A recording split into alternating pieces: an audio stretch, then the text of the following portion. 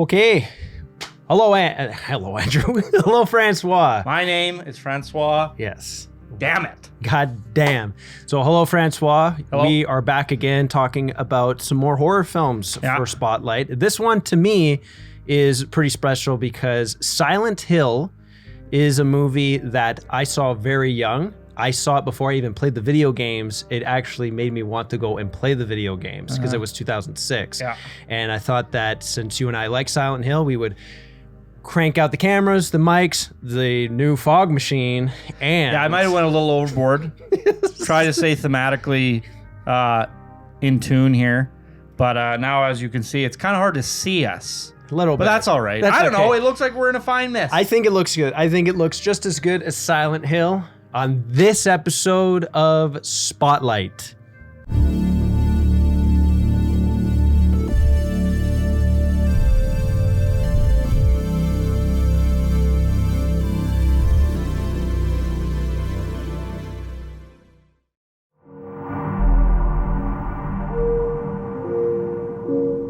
When it comes to Silent Hill, why don't you kind of give me your little thoughts on what you think about this 2006 shockingly controversial adaptation? Yeah, absolutely. Yeah. I also had a similar background with Silent Hill where it's like, well, it's just like I didn't even fucking really enjoy horror back then because how old were we in 2006? We were 12 years old. Yeah. So like I didn't really have a ton of experience with horror.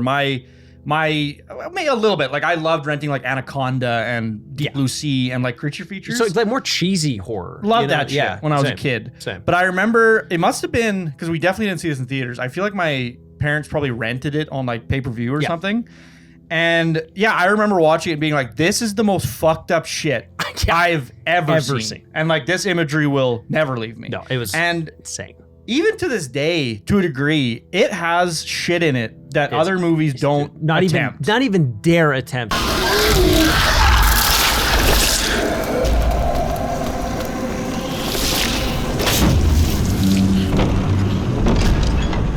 Witches! You sent away the witches! With those like early 2000 horror films, because this is like kind of the tail end of what they were doing. Big budget horror movies, $40 million horror film. And you get these kind of action horror films that have really wonderful set pieces. So like, to me, one thing I heard a lot of people say they didn't like about the Silent Hill movies, they don't feel like it nailed the Silent Hill feel. And I just like, to me, I never agreed with it. I thought it looked so good.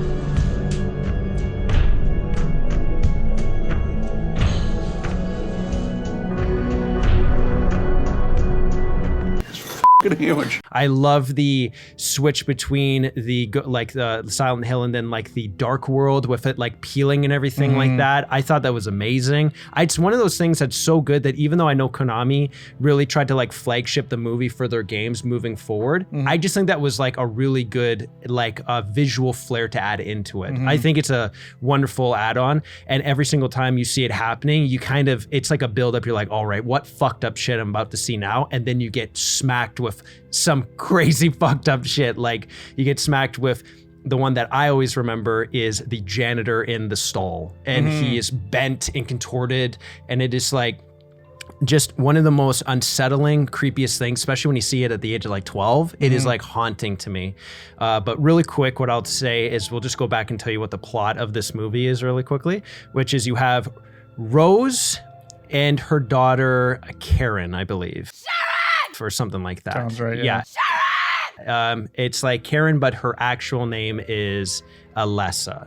And what happens is she is having visions and dreams of a place called Silent Hill. So Rose takes her away from Sean Bean, her husband, and says, we got to go and we got to just like check out this place. And I know it's a ghost town. I know it has issues, but we got to figure out what's wrong with our adopted daughter. And then, to be fair, it's not just a ghost town. No. It's been closed off to the public because there's a coal fire going on. Yeah, burning down, and it's dangerous. It's like full of like dangerous chemicals and like... You'll die. You'll suffocate and die. Don't Do not go there. Don't go to the town. So basically, Sean Bean's hesitations are very valid.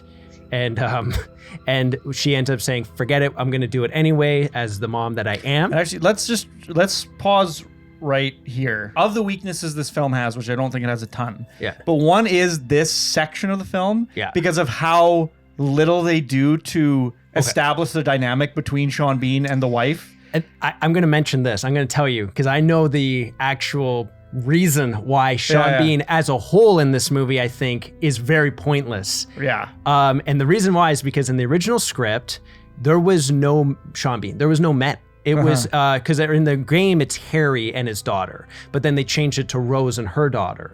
And what ended up happening is the studio got the script and said, there's no men, you need to add men. So that's how that ended up getting put in there. So Roger Avery, the writer on it, who also was the writer for Pulp Fiction and stuff like that. Yeah. And a murderer. Let's just get that out of the way. He killed somebody with his car. But anyway, he ended up having to write in Sean Bean's character. So when you watch the movie, because I was watching it the other day and I noticed whenever Sean Bean comes into play, everything that him and the detective are kind of going through and establishing is being explained to us already in Silent Hill with Rose in a much more subtle, visual, and narratively focused way. That was the end of Silent Hill. These were good people. Most of them. Some you might say deserved it. A little bit. There were good people in the town. People like you, Rose. People who like to help. It's very weird. I'm actually pretty impressed with how they incorporate the Sean Bean stuff because I really like it when Sean Bean is in Silent Hill, in the real world Silent Hill, and then his wife is in the, what's her character's name? Rose. Yeah. Rose is in the Silent Hill, Yeah. the demon Silent Hill. Yeah. And then he'll be reaching out for her and she'll be right there. He'll hear her or she'll hear him. I agree. I like that stuff too because just as Silent Hill is spiritual, it gets that kind of spiritual connection through relationship, right? It's that kind of love relationship where it's he can almost feel her as she runs through him and she can feel that too. I think that stuff's great. And I think that, addition. and it's really good to have that because the payoff at the end with what happens is perfect. And it's as you and I talk about, horror movies should not have happy endings. No. And as far as I'm concerned, that ending is very damper and sad. And it's existentially weird. Because I watched it with Amy, my girlfriend last year, and there's this weird, I don't know what it is, but it's so they're in Silent Hill, which for all intents and purposes is it's like a pocket dimension. It's you are not on our plane of existence. You're the ghost realm. Yeah, basically. exactly. It's you walk into another reality. It's like a dimensional shift. At the end, when they Rose and Alessa escape Silent Hill, and then for some reason the road is repaired, they can actually leave. It's not just this sheer drop off cliff. Yeah. And you think as a viewer, you're they're they're Silent free. Hill is letting them go. Yeah. But then you find out no. Silent Hill has just extended itself. Yes. It's me. I'm with Sharon. Hello? Hello? Rose? Rose? Yeah, we're coming home. They are now at their house. They've taken the curse through. It's they don't need to stay in Silent Hill anymore, but they are damned and they can't get out. Yeah, they can't communicate with living people. Yes, it's they're in this own. And are they dead? It's that's never. It's not really explicitly established, stated, which I like. I like that they leave that ambiguity. Me too. Yeah. So I love that stuff. Once they get in, it's once the accident happens, and then it's her daughter's missing, and she goes and she is venturing through this ghost town of Silent Hill, and her whole thing is, I need to find my daughter. This is my daughter, Sharon. Something weird going on here. My daughter. Sharon, she's in danger. We gotta calm right down because my kid is not here and I've gotta find her. I've lost my daughter. She's all alone. Right now, I've lost my little girl. Shut your mouth! We gotta calm right down because my kid is not here and I've gotta find her. And along the way with her cop friend, they discover horrors and the fucked up cult and all this crazy shit, which to me, once again, adding the cult into play, because it's not like the first movie did not have the cult aspects in it. But what this one did is they have the order. And I think once again, just like the choices that they use to take away, and the reason why I'm comparing it to the game so much is because for some reason, people just cannot stop with the comparisons to the first game. But I think a lot of the decisions they make for a film is just more interesting. It just makes it more interesting. And as much as like if this new one coming out, since it only has a $14 million, as it could be like way more restrained, maybe they don't do the interdimensional switches, but maybe it's just everything's really condemned like Silent Hill 2 is. It could work as well for a cheaper budget. But if you got $40 million, fucking go for it. Like go crazy. And I think that Christophe Gans did such a great job. And I love the fact that he was not scared to just like go all out with it. I mean, like that janitor that we're talking about with the busted legs, his backstory is that he was sexually assaulting Alessa. Alessa was alone in the world. You know what can happen to little girls when they're left alone.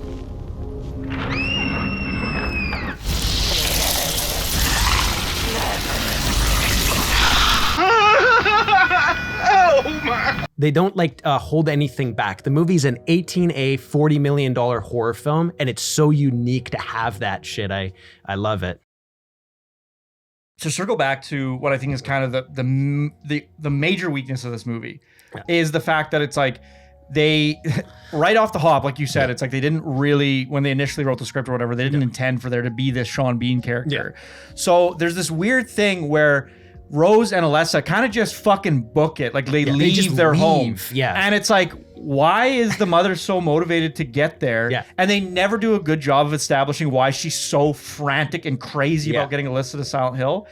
And it's the only thing where when they get to Silent Hill, it kind of, you just forget about it. You don't think about it. But she's like running from the cops and fucking she's going crazy. Like, there's a, I guess it's the same scene, but they're like getting gas at a gas station, and then this female cop is like she sees Alessa like getting candies or something. Oh no, is Alessa at the car? Alessa's in the car, and then Sybil goes up to gas. Rose is paying for gas. Sybil, the cop Sybil, she goes and she's talking to like Karen, who is the good side of Alessa, and she's just like, I'm not supposed to talk to strangers. Like, okay, but then like Rose is like really confrontational with her, and then she's like following her, and then except for like pausing and sobbing because Sean Bean is like looking for her and everything like that. Which, by the way, like if the mom with the child is leaving, especially in like modern day, they'll just let her kind of do what she needs to do unless she's been proven to be dangerous, you know? And it's like the whole setup of it where it's like in the game where it's just Harry kind of driving and then they get in an accident. I actually almost felt like,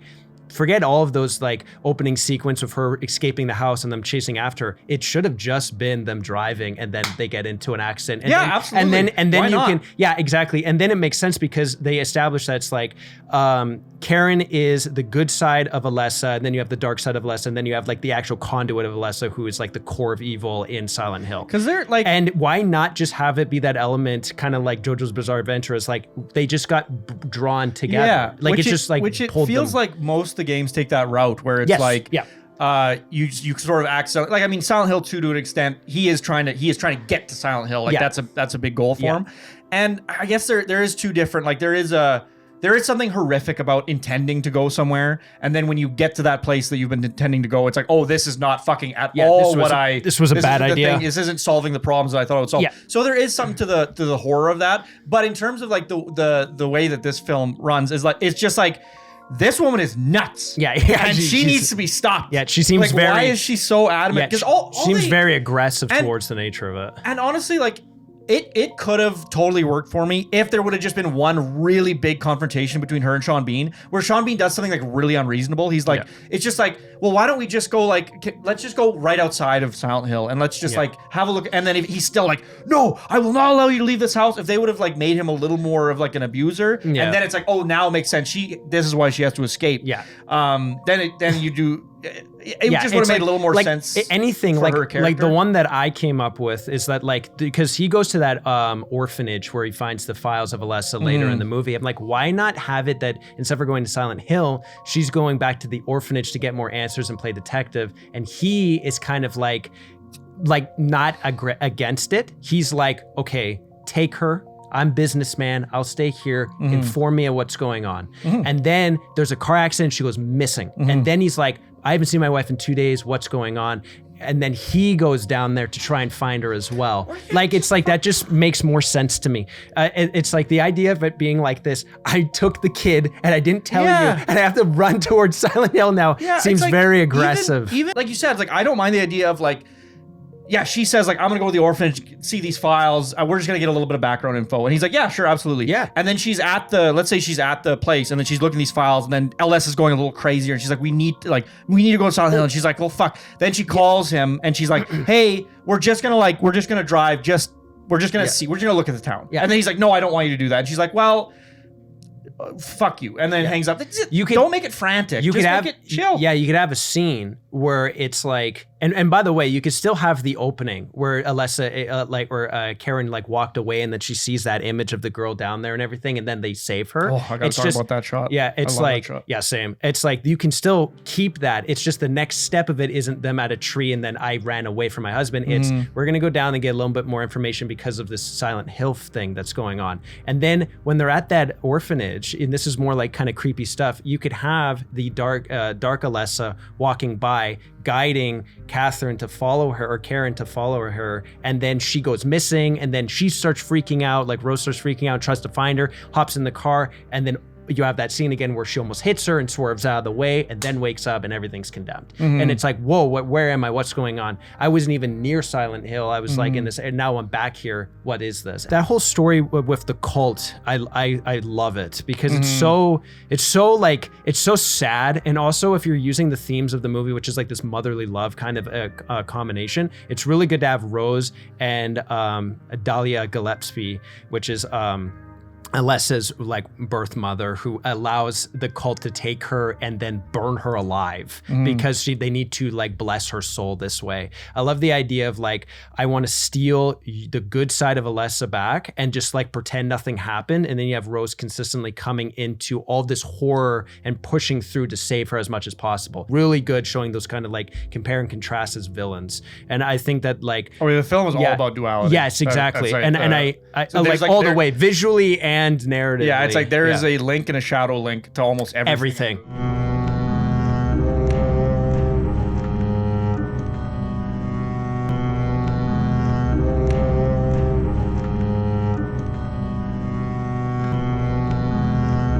And I love that. And I think it's really well done. And I find it's one of those rare horror movies where it's 2 hours long and it's completely warranted. I don't find it to be dragging.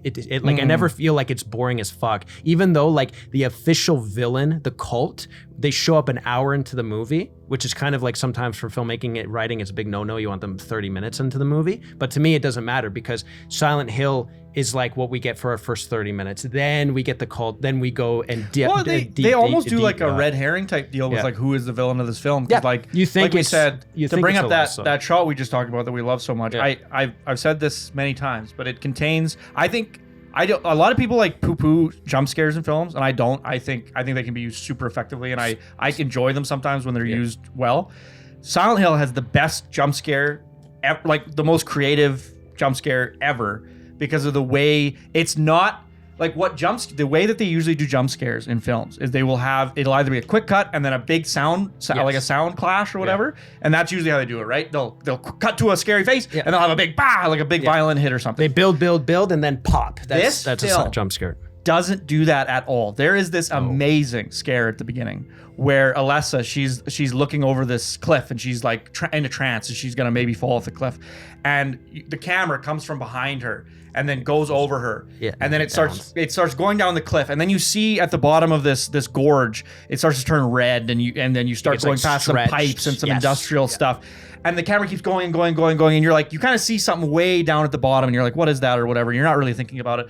And then, the camera's traveling so fast that you can't really get a good beat of your surroundings. Then the camera suddenly stops, and then before you know it, there's this fucking demonic face looking right into the camera, and you were watching that face from the time the camera was at the top of the cliff all the way to the bottom.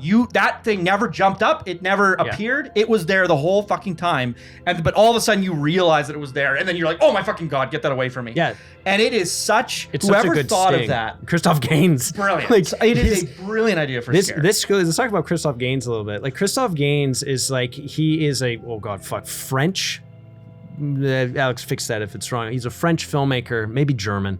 And he only really made one other movie before Silent Hill, and it was called Brotherhood the Wolf, which I think is a pretty good movie. It's once again just like an entertaining film. And then he spent 5 years trying to convince Konami to give him the rights to make this movie. So he like cared a lot about, and it wasn't so much I think about like making sure the story was exactly the same. It was that the environment of what Silent Hill is was very similar, and anything he was going to add into it would only improve upon what he felt like Silent Hill was, like what he felt the tone and the atmosphere of Silent Hill is. And I think he was like the best man for the job for what we kind of got with like an early 2000s Silent Hill movie, because you end up getting this incredibly detailed Silent Hill. Like the details in this Silent Hill are so good that they resemble a lot from the game itself, all the way to that he uses some of the same kind of like camera angles for where they go, and then even incorporates the puzzle solvings into it too. When Rose first enters like the what do they call it? There's a word for it, but the Shadow Realm, like the dark, like the dark world. When they transition. I want to say that they take the camera angles literally from the first game. They did. When Harry first goes into the... like when she's running through the corridors and she goes down, and you remember it's like she goes down the stairs and then there's like that kind of like courtyard where she sees that. Those camera angles are like straight I think from. It's like... So it's like he clearly was a fan, you know, and he clearly tried. And I think like, to me, it just looks so good. And that's like one of my, to me, that's one of my favorite scenes in the movie is when she descends down the stairs. Like she first gets to Silent Hill, kind of gets like, looks around, sees what it's like, and then goes down this alleyway, down these stairs. And then she gets into this like this courtyard area. And then she sees one of the order members, and that you don't know at the time is an order member, hanging. And he's been like, it almost looks like he's been crucified and gutted, kind of like Hannibal style. And then he's still alive. And then right behind her, as like the camera is like jibbing down, jibbing up, you see one of the demonic children come up, and that visual effect and the visual of that kid looks perfect. And then you get these wonderful kind of like swooing wide shots, like a bird's eye view of all the kids, of her running through, and it looks so good. I will say that visually, it's one of the best looking horror films I may have ever seen. It looks fucking brilliant. It's such a good looking movie. They're pretty, like, obviously it's a film that came out in 2006, so there's going to be those little things that definitely you might pick dated out or whatever. Yeah, dated but stuff. in terms of like, I still think that they were very clever with when they use CGI, how much they use CGI, how much they lingered on the CGI. Because it can, like, it's a fine line to draw sometimes when you don't have like the best fucking CGI in the whole world.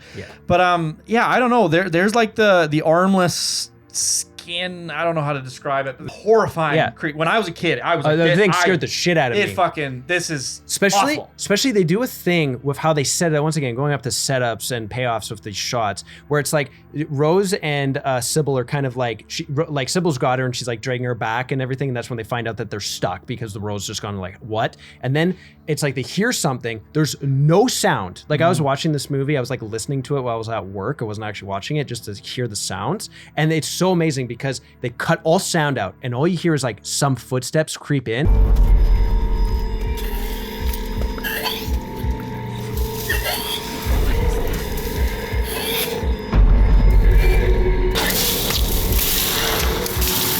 But it's like the reveal of that thing is so creepy and so well done, and and then immediately as it spews the acid, it's like very threatening and it's like scary, and you only see it once, and it's such a shame, but at least they showed it because it was so good. It's such a good, because it's sort of the moment when. It's not the only moment, but it's sort of a very definitive moment for like Rose and the police officer, especially when they're like, "Oh, this place is fucked." Yeah, it's like Rose had the part with the children down in that courtyard. Like, we're not in Kansas ananymore. Yeah, but this is the moment where now Sybil is also seeing that something is really fucked up, and together they're like, we gotta figure out what's going on. Yeah, because then the one is sort of, because like if you're seeing fucked up shit by yourself, you're like, am I fucking I'm crazy? Yeah. But then if somebody's with you and they can, they'd be like, did you fucking see that shit? Did you fucking see that shit? And once again, going through like those parallels, like, you know, it's so fun because you see Rose freak out in the scene before, then you see Sybil freak out, and it's like you have the two things where it's like Sybil's trying to calm down Rose. She's sleepwalked. Just calm right down. I'm gonna find the little girl. And then after Sybil fights that thing, it reverses and it's Rose trying to calm down Sybil. Crazy, I know. We gotta calm right down because my kid is not here and I've gotta find her before this happens again. Yeah. And it's so well done and it's so interesting. And then together they go off on their venture and then they bump into the cult leaders and stuff. And then we get that really great scene, like one scene I like a lot with Pyramid Head. One thing with Pyramid Head showing up is like in canon of game, with the second game, Pyramid Head is something that's very symbolic towards James as a character, and through the symbolisms and the story of Silent Hill through the games, Pyramid Head showing up in this movie makes no sense because James not in the movie. None of the creatures but, really make sense. Yeah, sense. But the thing is as well is that Pyramid Head is so iconic that they would never have allowed the movie to be made without him being in there. Yeah. So it's like if you're going to remove that aspect of it and bring Pyramid Head in as a visual, I think the visual, the look they got, he looked great. And they do like I think they real do, good. Because you're right. It's like it seems like a lot of the creatures in this film were taken from Silent Hill 2, which is I think it's the most popular game or whatever. Yeah. And there's stuff from some of the other games as well. There's stuff from every Silent Hill in here. Yeah. But like the creatures seem largely from Silent Hill 2. Yeah. And yeah, like you said, it's like they're indicative of James's mental state and his his own whatever's going on in his head that there's the main drive of what Silent Hill 2 is falls a lot into those aspects. And I'll say this in the movie, it's like and it's I get it. If you're a crazy Silent Hill fan, like let's say you grew up with the games in the 90s. Let's say you were like a 30-year-old man who grew up with Silent Hill and then you saw the movie. I could see how you'd be like, this doesn't make any sense within the context of Silent Hill. Yeah. But I'll say, and we're in a unique position where we saw it before we got very into the lore of the games or whatever. But I think in the world of the film, they actually do try to link each thing. They're like, I think Pyramid Head they explain is like it's Alessa's protector type deal. Yeah. They explain the nurses as like, well, she was in a hospital and she was betrayed. Yeah. She was, so that's what the nurses mean. Like they do at least do some attempt to make them make sense within the context of this Silent Hill, because this Silent Hill is a representation of like Alessa's pain. And exactly. Like, even those kids in the courtyard bullying, like they bullied her. Yeah. You know what I mean? And now the thing that's all bound up, no idea. That might have just been fan service, but whatever. I loved it. And yeah, with Pyramid Head showing up, I think it was great. So yeah, if it is the protector aspect of it, I love it to death. Or if you just want it to be like this force of nature that's walking around. So it's like you take away the symbolism of what Pyramid Head is supposed to be, and then you change it into a visual aspect. It's like he's just a force. It works just, well, maybe not as like, I don't know, highbrow. Quite as, it's not as highbrow, but on a visual level, it works perfectly. And that's why I say that when it comes to the writing of the movie, maybe it's Silent Hill dumbed down, but when it comes to the visual aspects, and that's like why you're making the movie sometimes, it is just like, it nailed it. And that's why to me, when people say it doesn't, like visually it doesn't work, and then we'll bleed into something here a little bit, it's like visually it doesn't work and it doesn't feel like Silent Hill, I don't know what you're talking about when you say that, because I hear this so much with Silent Hill 2 remake coming out, which is it doesn't feel like Silent Hill. And then I'm asking this question, but what does that mean? What is Silent Hill? Like, is it fog in a town? Because then it has that. Like, what do you mean? My thing on what I believe is like a Silent Hill game is isolation. If you're able to invoke extreme isolation, then you successfully made the atmosphere of a Silent Hill game. And after that, you start adding in those fucked up Clive Barker type things. And it's like, even as Team Silent said, they're inspired by, it's like Silent Hill is like sex and depression or something like that. It's like what they basically summed it up. So you have like fucked up characters that are kind of going through their own mental like downfall, and then you have Silent Hill like being like an abuser of that and morphing their brain kind of into what that is. Well, it's like, and I love that shit. I honestly think it's like asking the question, what is Silent Hill, is like slightly paradoxical. Like it defeats the purpose of Silent Hill in the first place. Like, because it's different for everybody. And it's like, from what I know is like, even when Silent Hill 2 came out, only the second game in the franchise, but it already was ditching established conventions of the first game. Yeah, it was. Where it's like, if you play the first game, and like, let's say you got into the franchise via the first game and you're like, I love the fucking first game, I could see you playing the second game and being like, this is not doing what I want. wanted it to do. Like, where's the cult? Where is there's so many aspects that just don't really make an appearance. And you know in what's so Silent Hill 2. crazy about that too? So when Silent Hill 1 came out, it was a success for the PS1. Then Silent Hill 2 comes out and it had a budget cut. And then also they didn't have Harry or the main character at all. So when it came out, it actually was not as well received as it is nowadays as being like the godfather of survival horror games. Yeah, it's the game. Like, if people talk about Silent Hill, they're talking about Silent Hill. They say it's the best game in the world. But when it came out, people were actually upset about it, and Silent Hill 3 was actually the reason why they brought back Harry and and everything. It was the answer to the issues of Silent Hill 2. It's the real Silent Hill 2. Yeah, it is. Silent Hill 2 should have a subtitle where it's like Silent Hill. Harry's wife was dying. It really should be like, it should be Silent Hill. Or not Harry, sorry. It should be like, it should be Silent Hill, and then Silent Hill 2 should just be called Silent Hill Restless Dreams. Get rid of the 2, and then you have Silent Hill 2. Yeah. And then Silent Hill The Room. And then actually the Silent Hill The Room should have been called Silent Hill The 21 Sacraments. That's just a better title to me than The Room. I think Silent Hill 4. Yeah. I never played Silent Hill 4. I like Silent Hill 4. It's got really bad game mechanics. More like, a lot of people say it's like super unrelated, but I think there's like more callbacks to like Silent Hill 1 and 3 in Silent Hill 4 that I think Silent Hill 2 ever makes reference to Silent Hill 1 and 3. It's really funny because Silent Hill 2, there's a note in it that mentions Walter Sullivan, who is the antagonist of Silent Hill 4. Right. But what they did is when they made that note, they had no intention of ever like making Silent Hill 4 that. Yeah. So that's like the connection between 2 and 4 there. Okay. It's like they took that character and then made a whole new character. 4 references the cult though, right? Yeah, it does because Walter Sullivan, so Alessa Gillespie was the conduit. She had the powers and everything like that in Silent Hill 1. And then they said, if she fails, while we're raising her in this daycare that's actually being courted by the religious cult and everything like that, if it fails and she doesn't want to do this and she betrays us, Walter is our backup. He's the one that we're going to use instead to conduit the demon to come out and everything. Yeah, because for all intents and purposes, like it's not this exact thing, but Alessa's purpose is to give birth to the Antichrist. Yeah. For all intents and purposes, it's not the Antichrist from Christian mythology, but it's exactly. And in this movie, they keep the part that she has these powers, but they take away that demon cult thing. Instead, it's a religious cult that is just kind of like obsessed with purity. To rid the world of this demon, we must burn this child! Oh, please, dear. I like that more. Like, I like that more for this movie. They use such a good job of making the cult in the film progressively more threatening, where it's like at first it's like, oh, they're kind of friendly, like they're a safe place, like that's they kind of bait and switch you. They're like, this is actually like, this is where you go in Silent Hill to be safe. Look at how nice the people are. It's your overworld kind of like whatever. And then as the film progresses and they slowly parse out information to you, and you're like, oh, the cult did that. Oh, the cult. Oh, the cult did that, because they do the big reveal, and you're like, oh, they're fucked. Yeah, they're super bad. Yeah, and there's like hints of it. Yeah, it is. Like you kind of see them they're kind of like stalking her before she actually gets fully introduced to them. But then it's like Alessa Kruger, who plays the Reverend Mother, I guess we'll just call her, of this cult. Who also, if anyone doesn't know, she was the Borg Queen in Star Trek: First Contact, and a few other things. She's a really good face, and this is probably my favorite performance that I've seen her in of recent memory that I can think of, unless something's missing. But I think she's outstanding in this movie. Upon to restore innocence, we burn this witch, we vanquish evil, we burn the child, we fight the demon.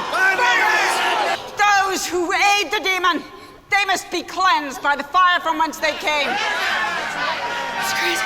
And I love, because she embodies that kind of psychotic denial of everything is because of religion. And once again, that is literally embodied, like that delusion is actually damning them, and they don't even realize it. Was no apocalypse. You burned in the fire that you started, and nothing can save you, because you're already damned. So at the end, when Rose shows up and brings the dark side of Alessa in, and then you get, like, honest to God, one of the greatest endings ever, with the barbed wire killing all these religious fucking fanatics. Oh, yeah. It is one of the most amazing We were moments. talking about films that like horror films that try to do crazy shit. Yeah. It's still to this day like top 10 crazy shit I've ever seen. Like, if I made a list of like the top 10 most explicit, crazy ass violent moments in movie history, it's amazing how this film would be like number 3, and then the only things that would be above it would be like Martyrs and other like other really and then like August Underground Mortem. Like, you know, like it's crazy. It's like $40 million, $2 million snuff. Yeah, like that's the thing. It's like Silent Hill is still like watchable by mainstream audiences. Yeah.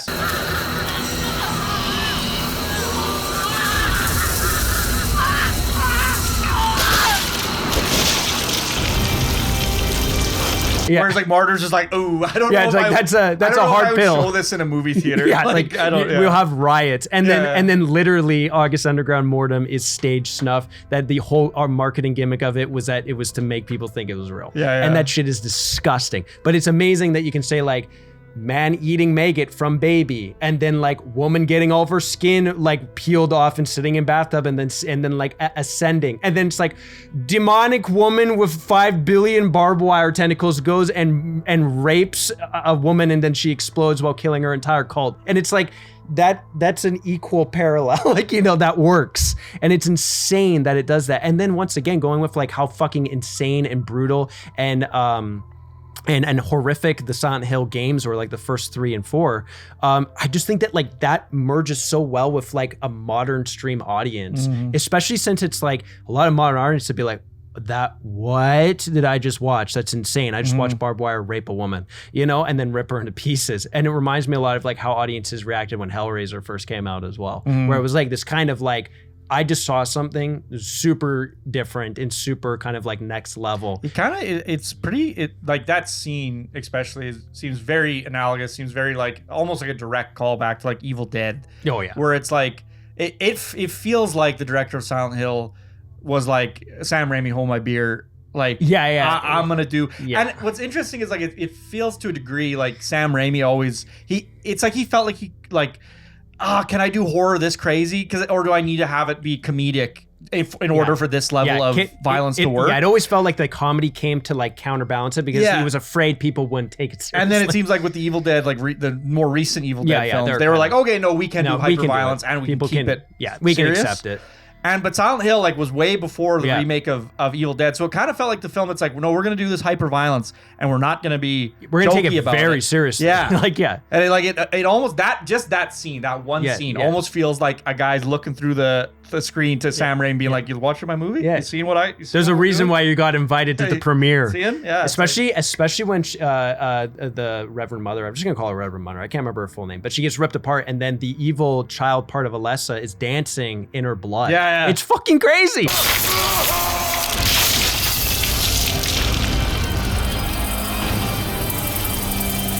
Oh, it's horrific. It's so amazing. Yeah. And it's like you have scenes like that, and then it also helps ramp up to that moment because when Rose is traveling through, I just call it like hell, but it's the hospital to get to Alessa at the end. And she goes and meets that like, I don't know, horde of nurses. That's one of my favorite scenes as well, because she realizes, like, all through visuals, by the way, she doesn't say like, oh, the light gets that. No, it's just the visuals. That's it. We don't need to be spoon-fed shit. She realizes the light it attracts them, so she turns off the light and she's trying to like maneuver through them, but then the sounds cause them to go crazy and they start slicing at everyone's throats, and it's very violent because their bodies are like contorting and they're cutting each other, and it's very fucked up.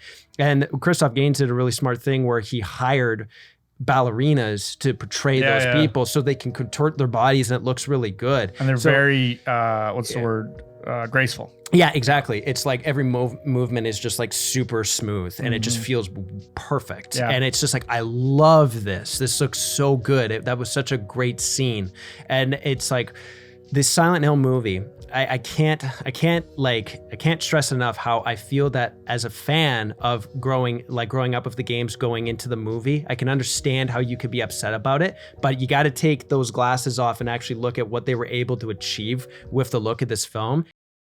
He's coming back. He doesn't have $40 million, but he's coming back, and it's been like 20 years almost. So it's like, I'm very interested to see like what he'll do on a smaller budget, what he'll be like restricted to be. And then I see these concept drawings of what it looks like, and I'm like, it looks great. Like it looks exactly like I want it to look, and it looks really good. The only thing I'm afraid of is maybe the acting might be bad, and then like that's really the only fear. I feel like everything in the hands of Christophe Gans is going to be handled very well, and then I pray that the acting isn't terrible. So because I don't know anybody, like that's all no names, so I don't know, but it could be good nonetheless. Like these horror movies that have been coming out in the past 3 years have just been like fucking outstanding. So it's like people are really like putting way more effort, it seems, to use these horror movies to be conduits to a career. And I love that. And it's like they're actually taking their time and making them good. And I feel like Christophe Gans would not come back to Silent Hill if he didn't have this vision. And he'd been talking about coming back for years. This is, once again, it's almost like history repeating itself.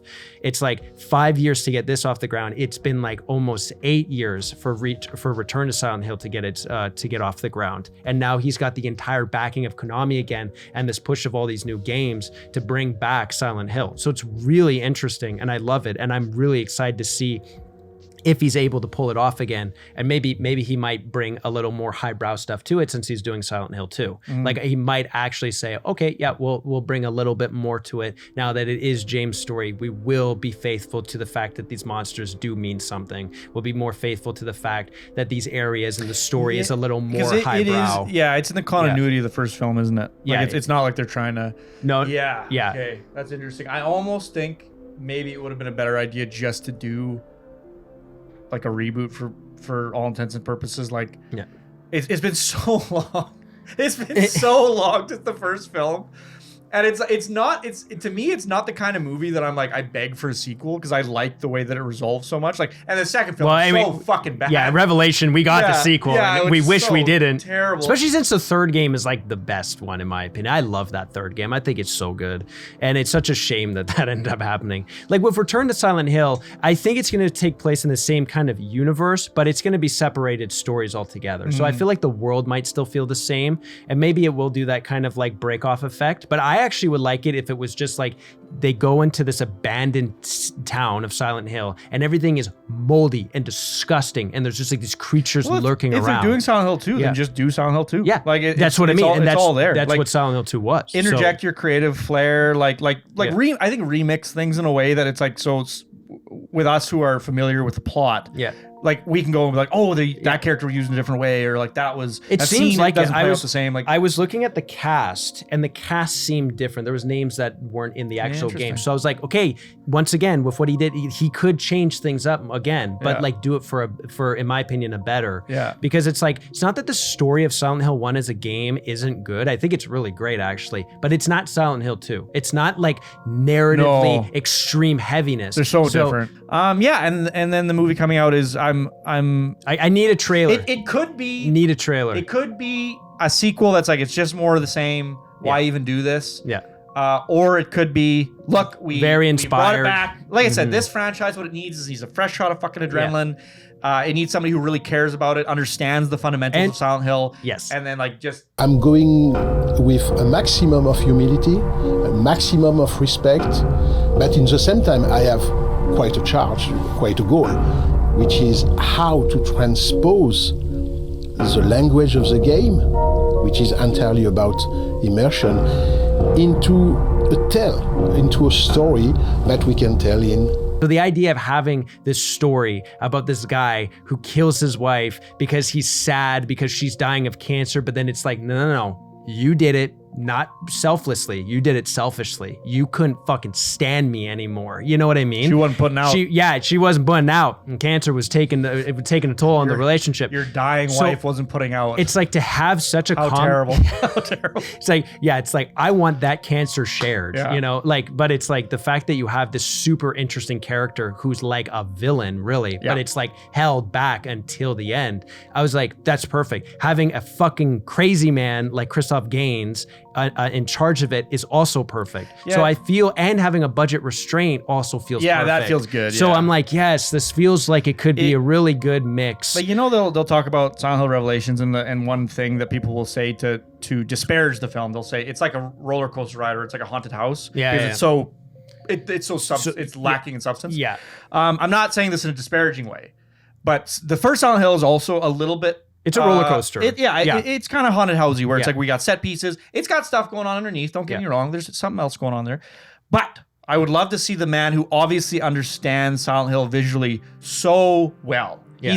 He's so willing to interject his own creative flair to like elevate the property. That guy who obviously he's got the visuals down. He seems to have a very fundamental understanding of what makes Silent Hill enjoyable to watch, like entertainment. I want to see if he can, nail the substance, the subtext. Yeah. If he can do this with some more interesting subtext, like you were just saying, on a lower budget, maybe we don't need the visuals that are as crazy. Yes. And that's to me why I think that good, because it's like what's the best thing? Because Christophe Gans is crazy. What's the best thing to reel him in? Small budget. Yeah, don't give him money. Boom. Don't give him 40. Don't give him 40. Give him 1/3 of it. Yeah. So it's like that to me is a good sign. It makes me really excited to see what they're gonna do. Oh, the last thing I want to mention too with this, with Christophe Gans and his choices, the music of Silent Hill is legendary. And what they did in this movie is they didn't say, let's rewrite some music and then use old one. No. Tracks from all 4 movies in this. I mean, you have all of it down from like the opening has the classic like which is my that's like it's so iconic. And then even like from the 4th game, they have Wounded War Song, which is like one of my favorite tracks they've ever done. It's just like feels very like kind of like oldie day tribal, and then it's got like this nice like kind of I don't know, it's just got this like almost rhythmic beat to it that's just so like hypnotic.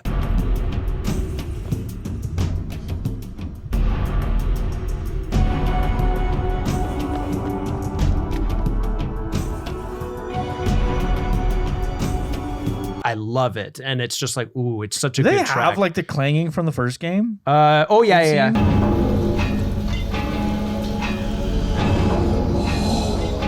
Yeah, they have some of that stuff in there, and what he does. Because I love that shit too. That industrial, like, yes, the first game soundtrack, if you haven't played it, just sounds like a man with a baseball bat and a fucking just smashing sheet tin. Well, just the most famous one is in the first game where it's like when they're fighting the demon, the last boss. It's literally a dryer or a washing machine being smacked, and then a dentist drill.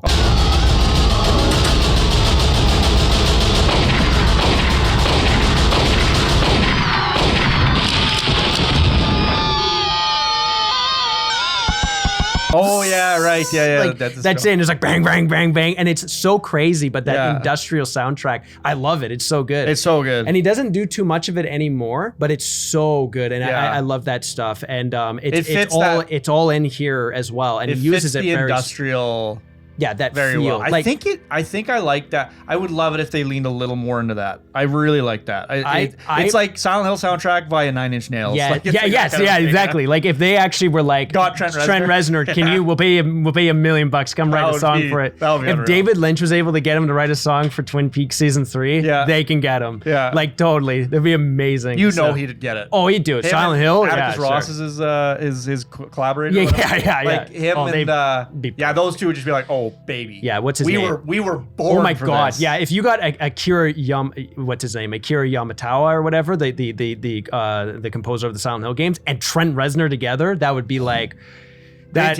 Yeah, that would actually it would be enough maybe to like I might actually levitate off the ground listening to that. Like that would be amazing. Perfect. It's too perfect. Yeah. So, but yeah, I'm excited. I really think it was a good choice for him to just like stick with those tracks because it's so perfect. It's so iconic that they're like, forget it, we'll use it. And I love that they don't overpower the scenes. The only one that overpowers the scene is when is Wounded War Song comes on, because it's just like a little montage of her running to get to the school. Right. So it's like a perfect thing to do. Yeah. And it's very atmospheric. So I was like, that's a really good, once again, filmmakers. Christopher Nolan has issues with this. Using music correctly and mixing it in with the scenes. Christopher Nolan explodes it into your face and you get taken out of the scene. The best compliment you can ever give to a composer is, I didn't know the movie had a soundtrack. It's like, because it melds so well together. And Silent Hill is so perfect with that, because it's like you're playing the game and you don't even realize that music sometimes is playing because you're so scared or you're so immersed into it. And then you get hit with that dentist drill and you're like, what is this? This is so impactful. And then it ends off with the song from the third game.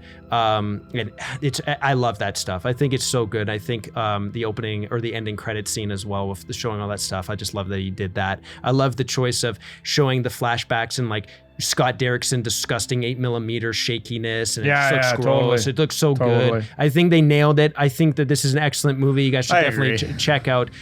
So it's like, I think they made a really good chance and picked a good game to say like, well, let's take the initial concept of it, an idea, and then bring our own unique voice to it. And it's just like, but they nailed so many things leading to that. And they made an outstandingly entertaining horror film. This is a movie that, like, regardless of the holiday season, like if it's Halloween or not, I'll put it on, I'll watch, because it's so interesting, it's so entertaining. And it's 2 hours to like the dot, and it's just, you don't stop, it keeps ramping up, it gets more and more interesting. Yeah, it's got some weird choices here and there, especially with like the Sean Bean character stuff. Yeah. But ultimately, it is just like, you're always on the ride. And that shot of Pyramid Head grabbing that girl and ripping her skin off and throwing it at the door, to me is like beautiful. And Pure that final brilliance. shot of Pure brilliance. Yeah, and that final shot of the janitor when all the bugs are around him screaming in the bathroom is like golden. It's like, there's so many amazing horror shots in this movie. It's like you could almost take them and put them as like its own picture. They're so beautiful.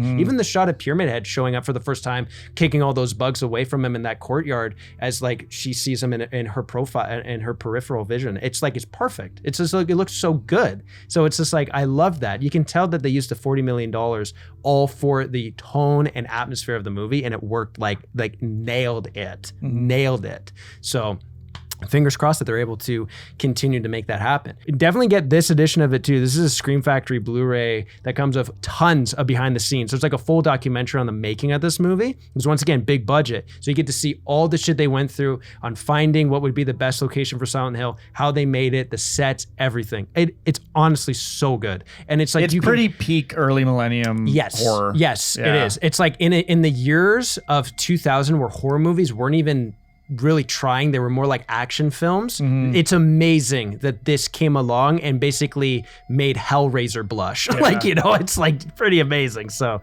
and what more would you want from a Silent Hill property? It had the subtlety and the vibes of like The Ring and The Grudge, but it had the fucking balls, ridiculous visuals of like like Clive like Barker. an Evil Dead, Yeah, movie, or Hellraiser film. just like this crazy shit you wouldn't expect. Well, we talked about that during our Hellraiser review. We were like, get this guy to do. He should do a the new next, Hellraiser movie. Yeah, Like, get him. He gets it. He gets it, man. You guys are doing totally. the HBO show with David Gordon Green. Is that, or have you filmed yet? This guy might be. Get this fire guy. That guy. Yeah, fire. I'm sorry. He's probably a nice guy. But Yeah. this guy. David Gordon Green fucked up on The Exorcist. Out. Oh, Get right, this yeah, guy. fuck Get that this guy. guy. Fire him. You did good with Halloween Ends. You fucked up with Believer. Get Christophe Gans. So bad, man. And I know Christophe Gans is a weirdo who only hires women because he wants to look at their bodies, but whatever. He's a product of his time. Tarantino. And also, let's just say, I'm not defending anybody's like sick, perverted minds, but I want fucked up people making horror films. That's just what I want. So, and Hollywood seems to be the only place that actually will give them work. So keep going. Keep doing it. I'm excited. Thank you for listening to our rant review. Goodbye.